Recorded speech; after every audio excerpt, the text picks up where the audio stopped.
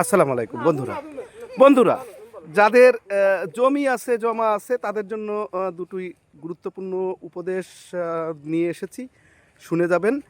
বিশেষ করে এই মুহূর্তে যাদের পরিবারে বৃদ্ধ মা বাবা আছে, তাদের জমা জমির বিষয় সংক্রান্ত বিশেষ বিশেষ গুরুত্বপূর্ণ তথ্যগুলো মা বাবার কাছ থেকে জেনে নেবেন। এবং যত ডকুমেন্ট আছে, কাগজপাতি, সেগুলো এখনই আপনার সময় এগুলো বুঝে নেওয়ার।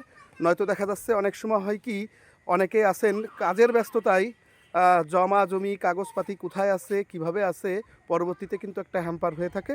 তো এই একটা বিষয়। আর একটা বিষয় হচ্ছে, যারা এই মুহূর্তে প্রায় 50 থেকে 60 বছর হয়ে গেছে, তারা তাদের সন্তানদের, ছেলে মেয়েদের জমাজমি সুন্দরভাবে বন্টন করে সুন্দরভাবে তাদেরকে বুঝিয়ে দেবেন।